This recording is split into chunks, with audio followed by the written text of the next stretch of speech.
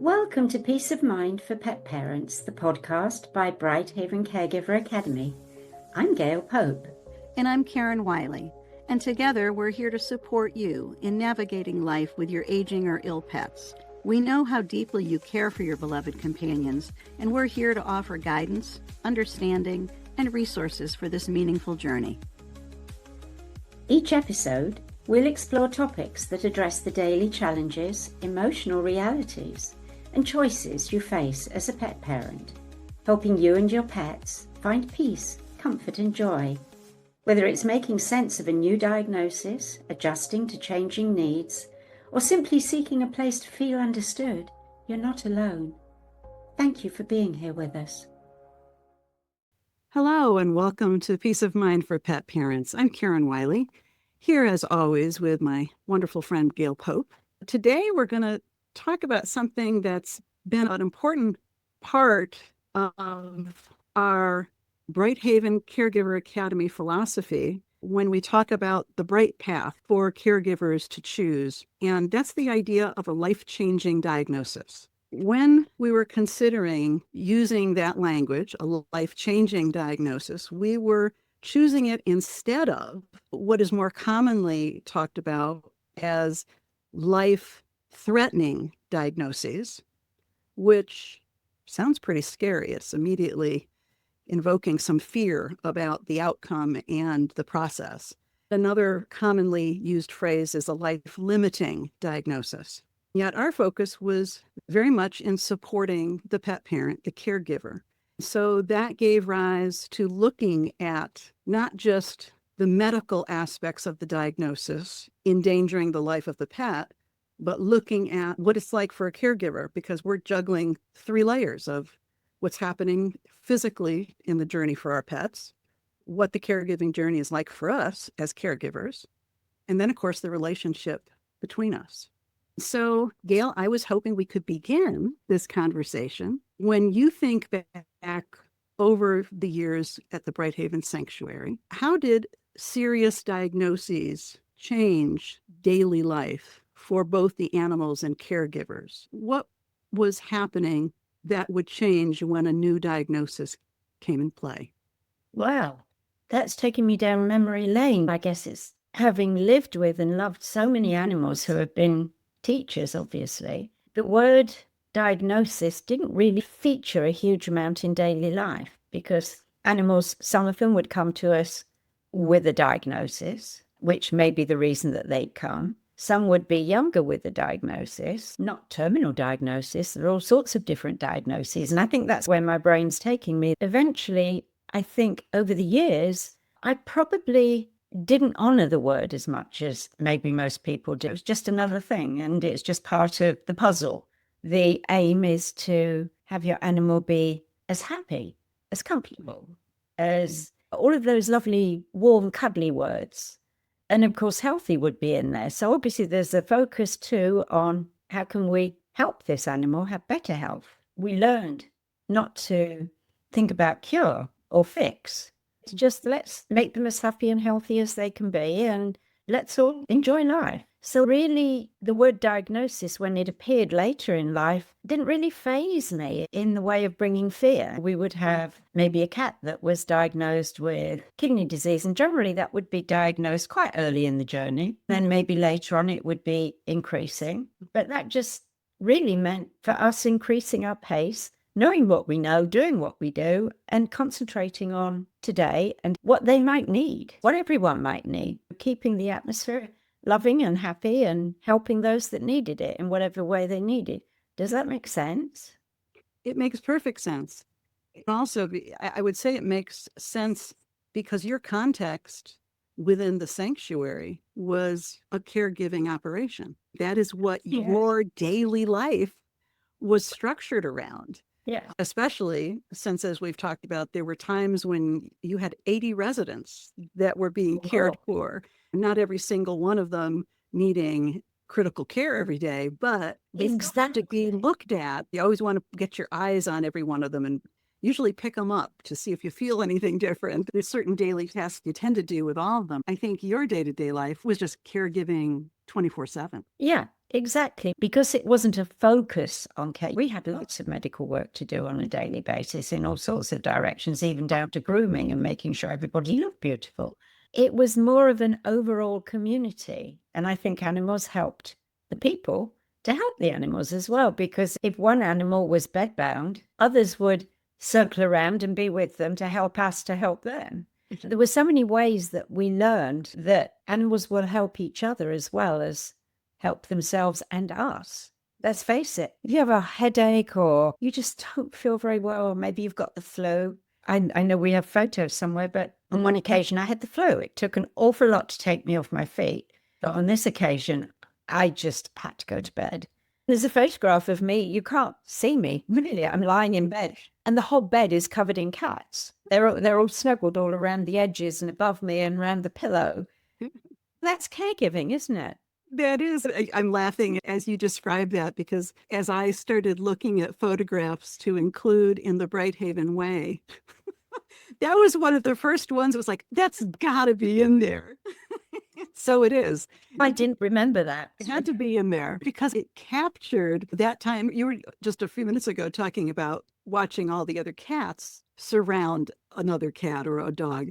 But in this case, you were the one who was down for the count. You're huddled under the comforter, and you've got a lot of four-footed nurses surrounding you. They do teach us, if only we will listen, to be with them rather than try to help and fix them, because that's not their focus. Sometimes an animal may have a chronic illness, sometimes a human, the same, let's face it. We're all dealing with various imbalances in our bodies, but animals don't focus on theirs. I think as a culture, we're stepping a lot more into the world of mind and meditation, helping ourselves actually feel better by simply just stopping for a few minutes here or there and just letting go. Yes. If you can have a cat or a dog on your lap while you're letting go, then all the better. Or if you have one with you while you're trying to have a recorded conversation. Yes, I'm very happy to the world.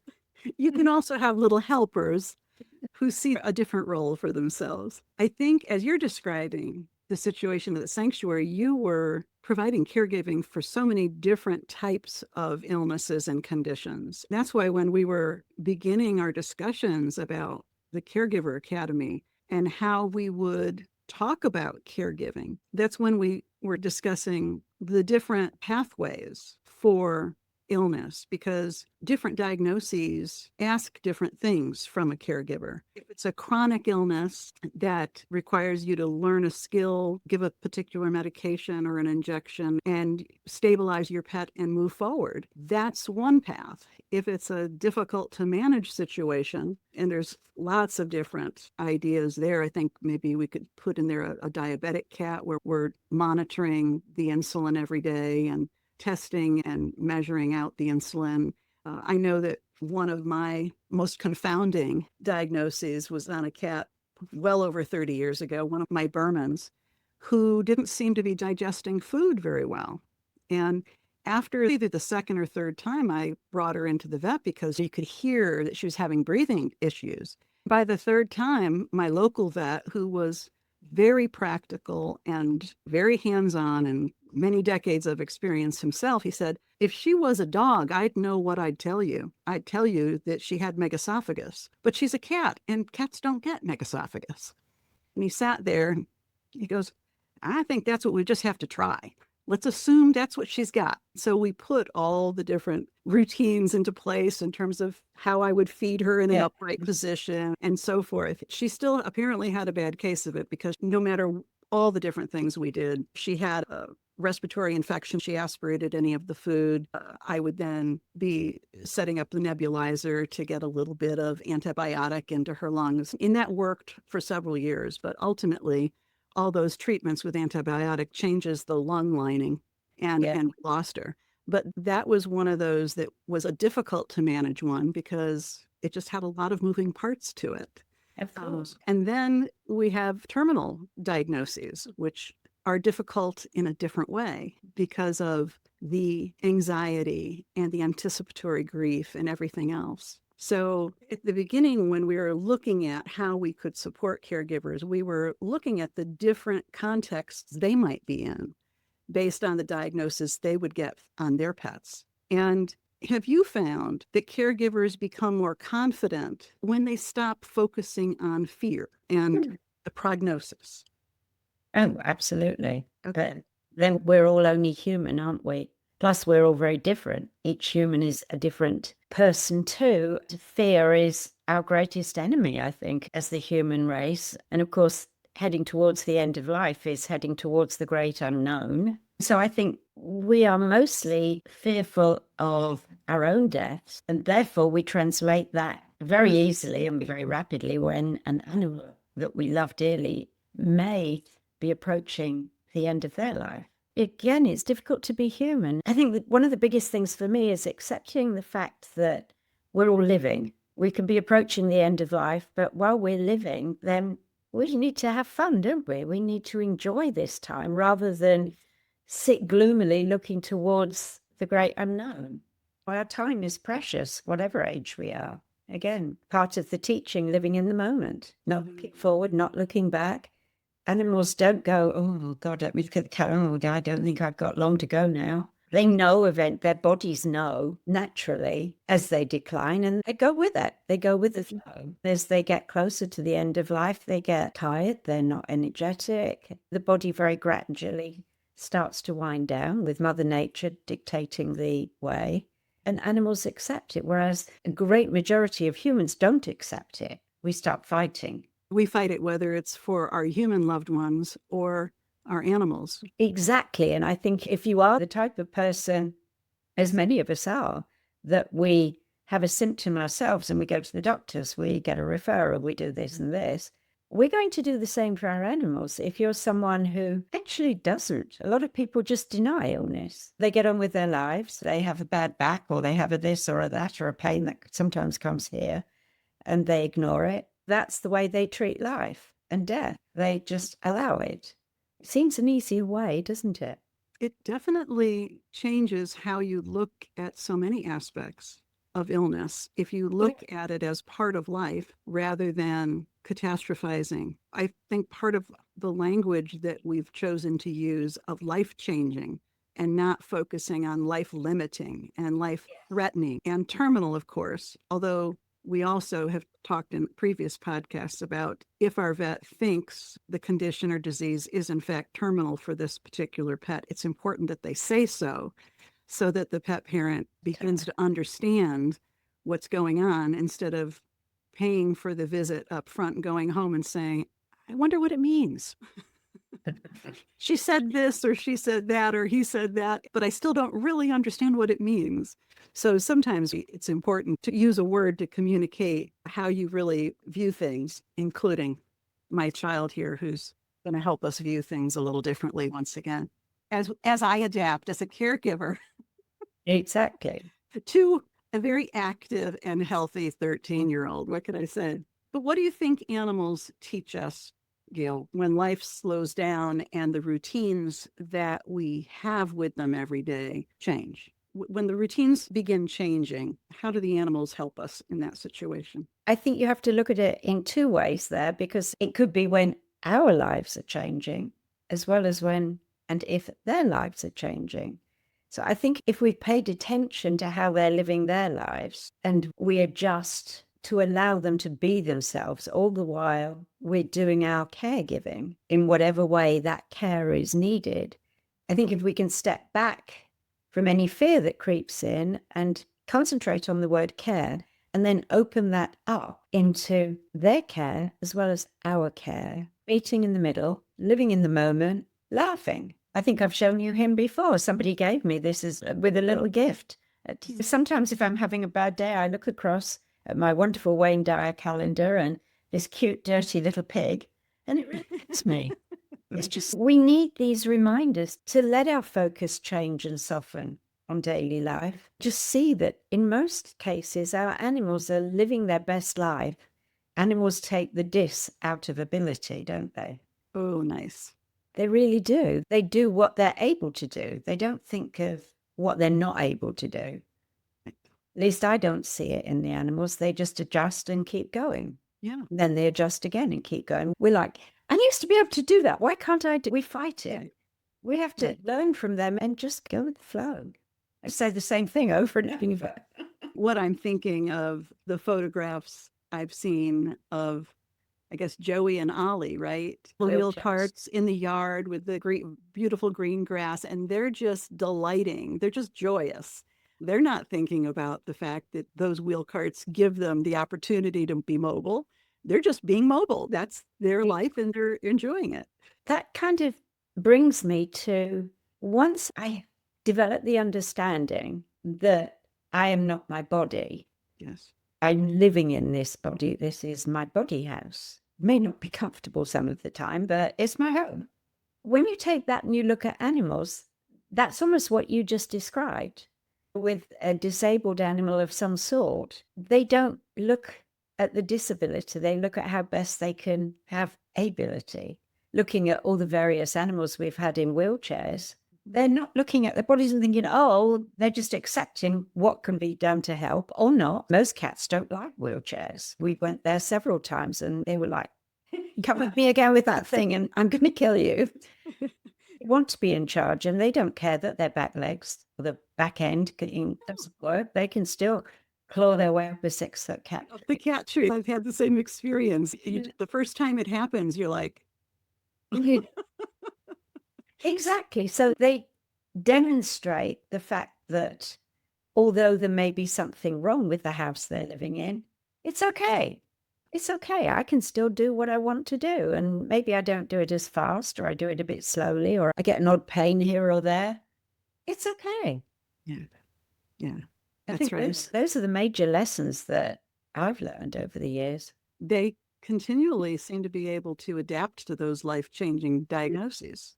Our diagnosis, in fact, we're the ones that have it written down on paper and written saying, oh God, what does this mean for us? What does it mean for him or her?